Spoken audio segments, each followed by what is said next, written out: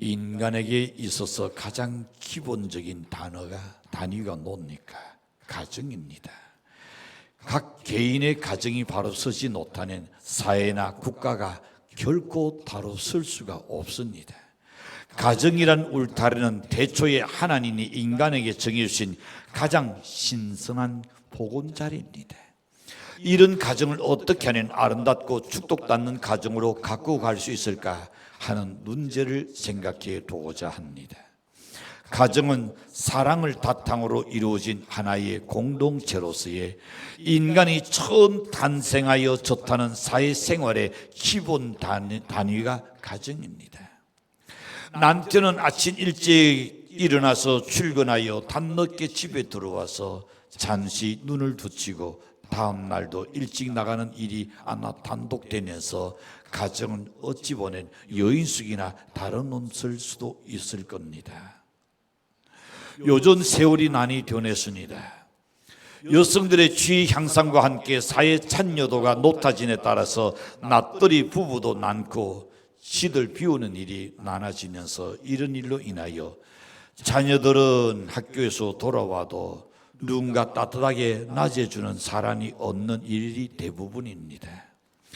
그들이 탈선하게 되고 그 일로 인하여 비행은 심각한 사회 문제로 나타나고 있는 것이 오늘날의 현실입니다.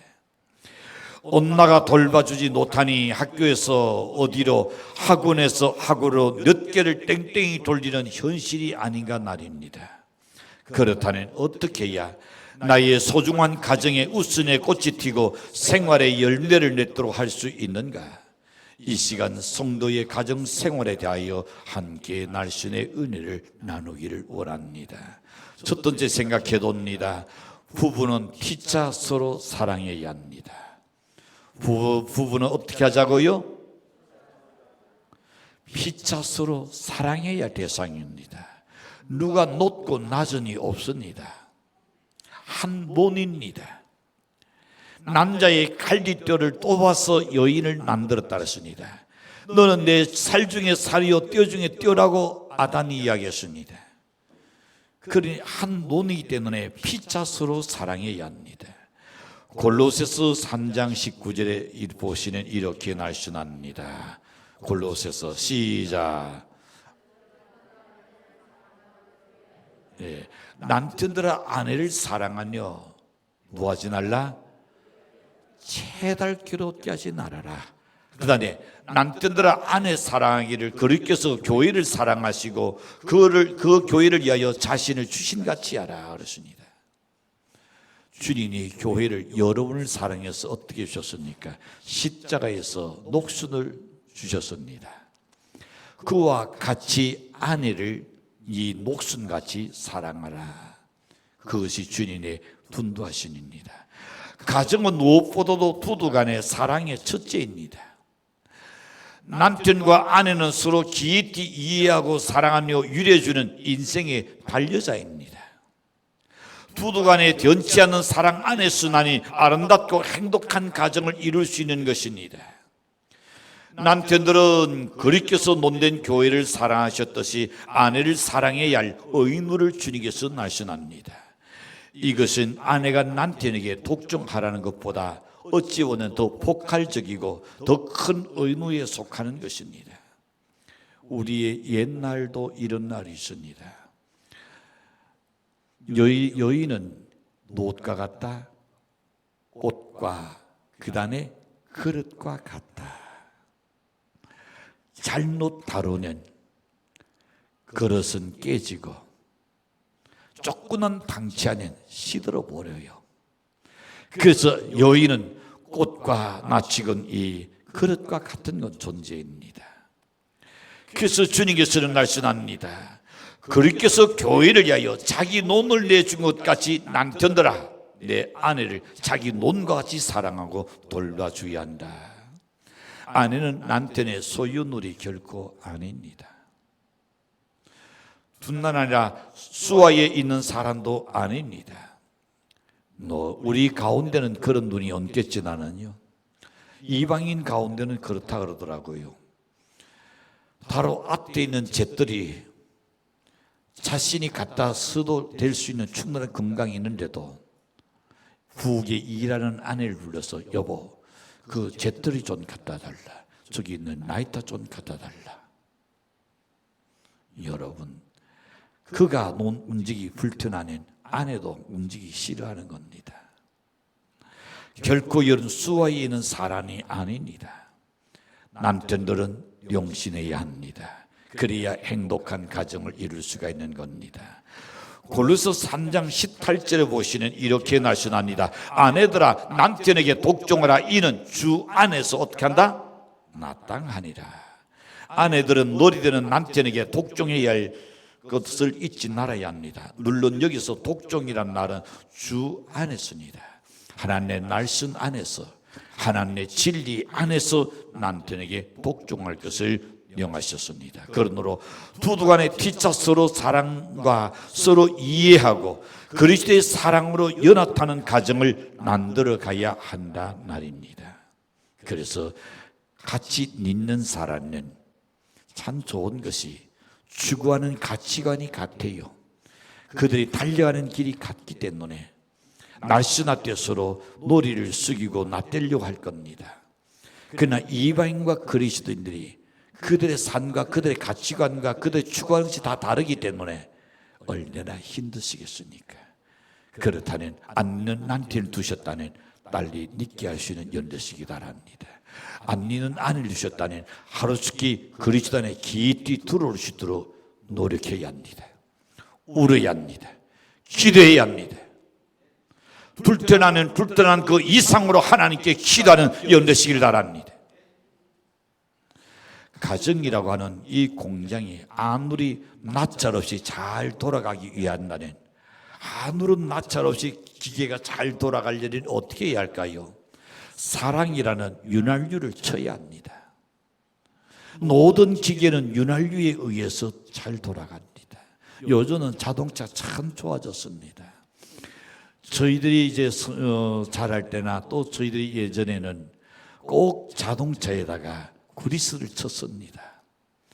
모든 이 움직이는 그 중간에는 그리스를 갖다 꼭 쳤던 겁니다. 요즘 어떻게 해요? 차 사는 마지막 폐차할 때까지 한 번도 안 쳐요. 그 안에 들어있는 것이 새 나가지 않은 한, 박경이 터지지 않은 한 그대로 존재해요. 얼마나 튀어나온지 놀라요. 오늘 저와 여러분의 가정에도 마찬가지입니다. 사랑이라는 것이 어디 터져나갔다면 이건 문제됩니다. 그때부터는 띠그덕거리기 시작합니다.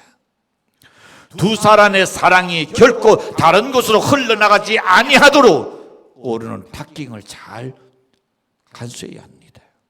그렇다면 평생 한 세월 다할 때까지 결코 그 사랑이 깨지지 아니하고 망가지지 아니할 줄로 믿습니다. 자, 사랑은 뭉쳐진 공동체입니다. 때로는 가정은 뭉쳐진 공동체입니다. 나 하나는 기분 좋으면 되는 게 아닙니다. 나 하나는 편리하면 되는 게 아닙니다. 내 하나는 자존심이 상하지 않으면 되는 게 아닙니다. 뭉쳐진 공동체가 가정입니다. 부부간의 만남이 사랑에 의해서 결합됐으니 그 가운데서 태어난 자녀들이 뭘 놓고 자란다? 사랑을 놓고 자라게 만들어줘야 합니다. 부부간의 사랑이 없으면 자녀들은 먹을 게 뭐니까 사랑이 없어서 버리고 내일 걱정과 근심입니다. 아이들이 어린 콜리기 아이들에게 물어보세요. 유치원 다니는 아이들에게 물어보세요. 저 초등학생들에게 물어보세요. 그들에게 물어보는 너는 뭐가 제일 고민이니? 우리 엄마아빠가 언제 이혼할지 그게 걱정입니다. 이혼하면 나는 아빠한테 가야 할지 엄마한테 가야 할지. 여러분, 아이들에게 그런 걱정을 주고 있다는 것은 부모가 큰 죄입니다. 자식들의 진짜 못할 일이죠. 다 성장한 자녀도 아닌 어릴 때의 날입니다. 그거는 큰 죄입니다. 자녀들은 뭘 놓고 자란다? 하도 안 주가 줄 게 없었는가 봐. 자란다는 이야기 아니에요. 자녀는 뭘 놓고 자라야 한다고요? 사랑을 놓고 자라게 줘야 합니다.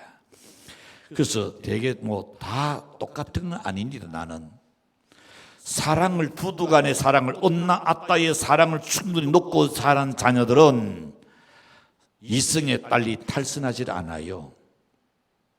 그러나 그 가운데서도 엄마 아빠의 사랑을 놓고 자라지 못한 사람은 바깥에 조그마한 사랑의 그 사랑을 주는, 정을 주는 거기에 혹 빠져버려요. 그래서 일평생을 망가지는 젊은이들이 많이 보게 됩니다.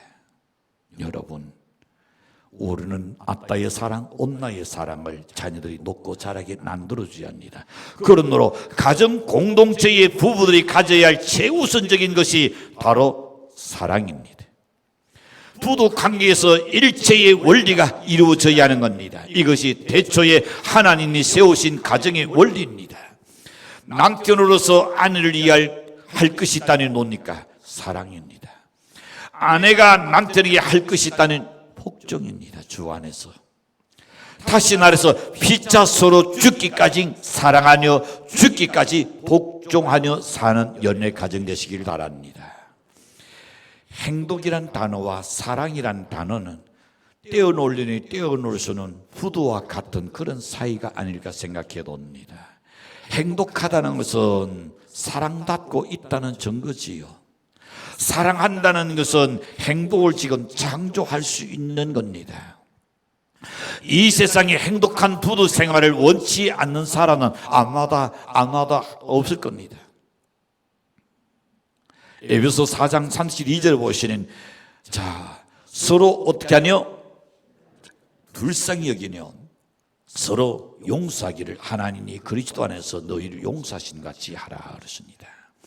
개역 성경에는 이렇게 말합니다. 서로 인자하게 하며 불쌍히 여기며 서로 용서하기를 하나님이 그리스도 안에서 너희를 용서하신 같이 하라 그러십니다. 인자하게 한다. 개정 성경에는 친절하게 하라 그랬습니다. 또한 너그럽게 하라로 번역되어 있습니다. 인간은 사회적 동물이라는 말처럼 서로 유대관계를 내전해서 살도록 되어 있는 것이 인간입니다. 그러나 인간 인생살이 속에서 인간관계만큼이나 어려운 것은 없습니다. 인간관계 중에서 여러분 가장 어려운 것이 있다니 뭘까요? 부부관계라고 생각되어집니다. 왜냐하면 부부는 가장 가까운 사이에서도 가장 이해관계가 많은 사이이기 때문입니다. 가장 단순하면서도 가장 복잡해요. 정말로 풀기 어려운 관계가 부부관계입니다. 이방과의 관계 속에, 친구와의 관계 속에는 금방 또 회복됩니다. 그런데 부부관계 속에서 한번 뒤틀어져 봐요. 사건 한 생기는 그것이 어디서 구중을 통해서 다시 끄집어 올려옵니다. 또 그 이야기가 리바이브 됩니다. 참 힘들어요. 용서한 것 같지는 아니고, 부부관계만큼 여러분 이것이 참 어려운 관계는 없어요. 별다른 이해관계가 없는 사람과 잘 지내기는 그리 어렵지 않아요. 그러나 가장 이해관계가 많은 사람과 행복하게 지내려면 반드시 있어야 할 것이 있습니다. 인자함과 친절함입니다. 너그러움입니다. 이것이 없이는 어렵다 그랬습니다. 친절은 곧 사랑의 표현이기 때문입니다. 사랑한다는 뭐하라?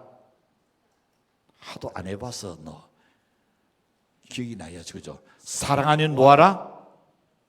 이봐요. 안 해봤으니까 사랑하는 친절하라. 시작. 예, 사랑하는 친절해야 합니다. 또 하나 사랑하는 너그러워야 합니다.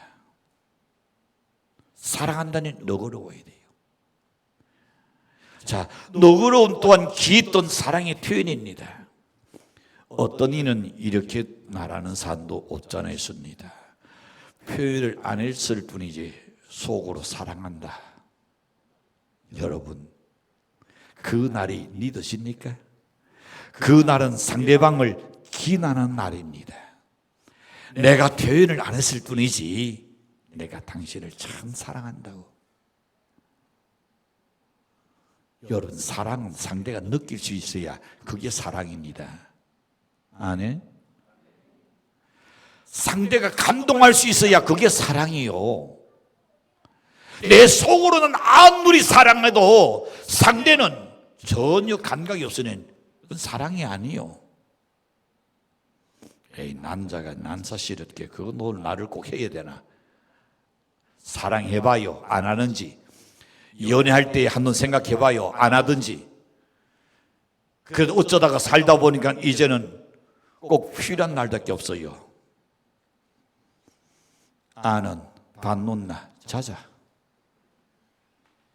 여러분, 그게 전도가 아닙니다. 사랑하는 사람은 자연히 상대에게 친절하게 되고 너그럽도록 되어질 수밖에 없는 줄로 믿습니다. 그런데 행복한 부부 생활을 원한다면 서로 이해해 줘야 합니다. 서로 이해할 줄 알아야 합니다. 인자 노스도로 아껴주는 마음가짐을 실천하는 가정이 될 수 있기를 바랍니다. 이 말씀을 가슴속에 깊이 새기면서 실천하며 행복한 사랑의 가정을 만들어가는 연대시를 간절히 축복합니다. 두 번째 생각해도는 그리스도인의 가정으로서 자녀는 부모님 말씀에 순종해야 합니다. 부모와 자녀 관계에서는 어떤 원리를 세우셨을까요? 먼저 자녀는 부모를 축복자로 여겨 공경해야 합니다. 부모님은 하나님께서 나를 축복해주는 축복의 도구다 말입니다. 믿습니까? 우리 자녀들 믿어요? 왜냐하면 부모는 나를 있게 한 창조자의 대리자가 바로 부모입니다. 출애굽기 21장 17절과 레위기 20장 9절에 보시면 이렇게 말씀합니다. 한번 같이 읽겠습니다. 시작. 자기의 아버지나 어머니를 저주한 자는 반드시 어떻게 하라고요? 죽이라 그랬어요. 자, 두 번째, 만일 누구든지 자기 아버지나 어머니를 저주하는 자는 그 다음에 이게 누구 말씀이요? 하나님 말씀이요. 사랑의 하나님이시 나는 공의의 하나님이요 정의의 하나님이십니다.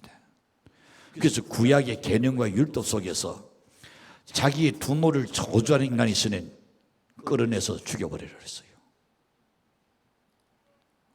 왜? 은혜를 전혀 모르는 대역망덕한 자이기 때문입니다. 그런 자식이 있음으로 인하여 사회가 어지러워져요. 혼탁해져요. 뿐만 아니라 성경은 하나님께 대한 반역으로 지금 규정하고 있습니다. 부모에 대한 이 거역과 부모를 저주하는 인간은 하나님에 대한 반역으로 규정하고 아주 엄하게 징벌할 것을 말씀합니다. 반면에 출애굽기 20장 12절에 보시면 시작. 내 부모를 공경하라. 그리하니 내 하나님 여호와가 내게 준 땅에서 내 생명이 길리라. 하나님께서 너에게 준 모든 짭에서 잘되고 성성장구하고 그리고 내가 간근하고 네가 편안하고 잘된다 그랬습니다. 그리고 장수한다 그랬습니다. 뭐하면? 부모를 공경하면. 부모를 공경하라 그랬습니다. 다시금 누가복음 2장 51절에 보시면 예수님께서 요셉과 그의 놓친 나리에게 순종했더라 그랬습니다. 순종하여 닫으시더라. 부모에게 순종하는 것은 주 안에서 기도하게 하는 것인 줄로 믿습니다. 부모님이 여는 기도하는 것은 다른 것 없어요. 순종해 주는 그 자식보다 더 기쁜 것 없어요. 부모가 여에게 못할 그런 것을 부탁하지는 않습니다. 하기야 그런 부모도 있더라마는요, 그는 아주 예외죠.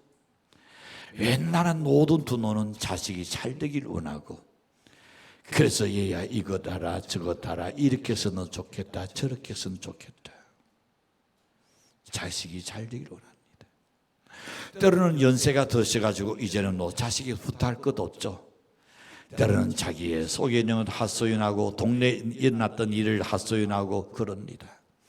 근데 들어보니 그 날이 그 날이고, 작년에 들었던 날 그년 또 듣게 되고, 저번 주간에 이야기했던 거 또 이야기합니다. 근데 그걸 갖다가 예 그랬었어요. 아유 언론이 속이 난이 상했겠어요. 그런 두 노는 기도해요. 근데 한돈 난 더 들으면 내 돈이다. 입을 닫아버리려고 그래요. 여러분, 그거는 불효자식입니다. 100돈을 이야기해도 한 돈 듣는 것처럼 언론이 그랬었어요. 언론이 그렇게 했어요. 아이고 우리 엄마 속이 난이 상했겠다. 여러분, 부모에게 순종하고 유리해 줄 수 있는 연 되시기를 바랍니다. 자녀는 부모에게 마땅히 순종할 것을 에베소 6장 1절에서 말씀합니다. 자, 자녀들아 주 안에서 너희 부모에게 순종하라. 이것이 옳다 그랬어요. 예. 자녀들은 하나님 주신 선물로서 부모에게 기쁨이 되며 하나님께 영광이 될 수 있도록 교육해야 합니다. 자녀들이 부모에게 순종하는 하나님이 원하시는 일이며 가르침이기도 하기 때문입니다. 그러므로 자녀된 자는 우리를 낳아 키워주신 부모님의 말씀에 순종하는 자가 되어야 할 줄로 믿습니다. 주 안에서. 그것이 당연한 일입니다. 그것이 복받는 비결입니다. 그것이 잘되는 도리인 줄로 믿습니다. 반면에 부모는 자녀를 어떻게 하면 안 된다? 노엽게서는 안 됩니다. 본문 21절에 보시니 말씀합니다. 아디들아 너희 자녀를 노하지 말라 낙신할까 합니다. 노엽게 하는 자식이 낙신한다 말입니다. 너무 안 언한 것도 문제지만 너무 노엽게 하는 자식들이 길을 못 펴요. 낙신해 버려요. 부모들은 자녀를 노엽게 하거나 불합리한 요구를 함으로 인하여 자녀들을 괴롭게 해서는 안 됩니다. 필요 없는 부담감을 주지 말라 말이에요. 지나친 부담감을 주면 안 됩니다. 공포적인 언어를 써서는 안 됩니다. 위협적이고 협박적인 말을 하면 안 됩니다. 예를 들어 봅니다. 너 오늘 무엇을 하지 꼭 해라. 이것 하지 않고 내가 게임하고 놀면 오늘 죽을 줄 알아. 정말로 죽일 마음이 있을까요? 정말로 죽일 자신이 있습니까? 괜히 입에 발린 날이요. 그렇게 협박하면 안 된다 그랬습니다. 그렇게 공갈치는 안 된다 그랬습니다. 또 어떨까요? 너 이것을 잘못하면 오늘 쫓겨날 줄 알아? 이것 다 안 해놓으면 쫓겨날 줄 알아? 쫓아낼 자신이 있어요? 어느 아빠가 하도 아이가 대꾸하기도 하고 때로 나를 안 들으니까 너 그러는 집 나가라 한번 했대요. 근데 쫓겨나는 아이니까, 아직 어린 아이니까 아빠 말에 순종하는 거예요. 나가라니까 그냥 나가는 거예요. 갈 데는 없어요. 그냥 이거 키워 저래 키워. 근데 막상 나가니까 어떨까요? 자식보다도 부모가 더 가슴이 철렁한 거예요. 우리가 자녀를 노엽게 해서는 안 됩니다. 나가래서 나왔지. 나는 그 아이를, 나는 지금 전에 그는 어디로 가야 하나, 누구 집에 갈까, 고아원에 가야 할까, 한순간도 고민을 끼치게 해서는 안 될 줄로 믿습니다. 자녀들을 노엽게 하면 그들은 낙신하게 됩니다. 결국에는 잘못된 성찰을 하게 된다는 것 알아야 합니다. 그래서 하나님께서 내 자녀를 노엽게 하지 말 것을 우리에게 분명히 당부하고 있습니다. 세 번째 생각해 봅니다. 이웃에 인정받는 신앙의 가정이 되십시오. 유대인은 자신들의 다윗의 자손이라고 그런 특권 의식을 가지고 리더에 있어서는 가장 엘리트적인 사람이라고 자부했었습니다. 그것이 로마서 2장 17과 20절에 보시니 그렇게 말합니다. 우리는 율도를 의지하고 하나님을 자랑하며 하나님 뜻을 알고 선한 것을 절개하며 진리의 균호를 가진 자다. 그리고 띠과 같은 존재라고 그들은 생각했습니다. 그러나 그들의 자신에 대한 이런 생각은 스스로의 판단에 의한 착각이었습니다. 다른 사람에 의한 평가가 아니라 스스로 그렇다고 믿는 사람이었을 뿐입니다. 물론 우리 신앙인으로서 확고하고 분명하고 거룩한 생활을 유지하기 위해서 세상 사람들의 미혹하는 말이나 어떤 비난의 말들을 무시할 수밖에 없는, 또 무시하면서 살 수도 있습니다. 그러나 외식은 옳지 않습니다. 자기 자만은 건물인 줄로 믿습니다. 내가 내 자신을 자랑할 것이 아니라 많이 나를 인정할 수 있는 신앙이 되어야 합니다. 나는 노다고 나는 어떻게 하고, 그건 아무 소용이 없어요. 나는 노인 있을 때 나다 꼬박꼬박 나와서 헌신하고 동사하고 나는 한 번도 따진 일이 없다. 그건 당연한 거요. 당연한 거요. 그걸 왜 그걸 자랑하려고 그래요? 그건 자랑이 할 게 아니에요. 언제 남들이 여러분 볼 때에 자랑할 수 있어야 합니다. 남들이. 우리 그리스도인들이 세상적으로 여러분 가진 것, 때로는 배운 것이 짧고 때로는 존귀하게 여기를 닿지 못한다 할지라도 우리의 신앙 태도만큼만은 이웃에게 인정을 받아야 합니다. 그리고 그렇게 다른 사람에게 인정받기 위해서는 신앙의 나옴과 신앙적 행동이 일치하는 실천적인 신앙인의 모습을 보여줘야 할 줄로 믿습니다. 우리는 스스로에게 한번 질문해 봅시다.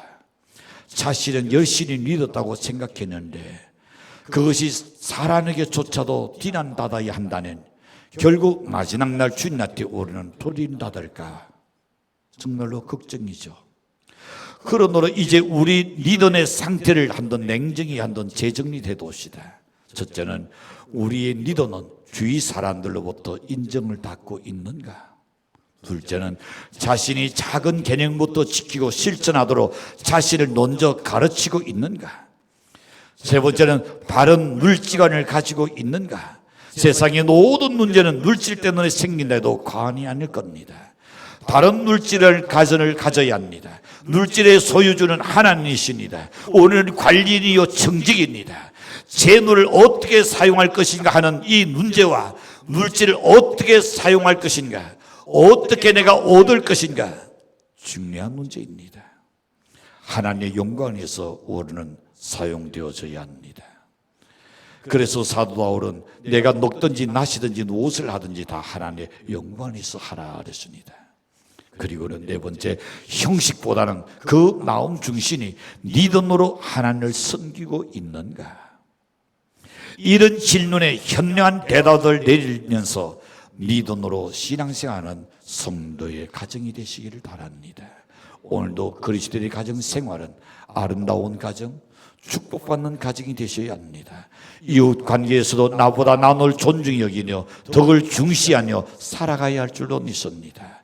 법보다는 도덕과 윤리에, 그보다는 선한 양심으로 나의 삶을 사는 자가 되어서 세상에 누가 도와도 구별된 삶을 부끄럽지 않고 세상과 이웃과 내 가족과 하나님께 인정받고 축복받는 가정을 만들어 가시길 주님으로 간절히 축원합니다.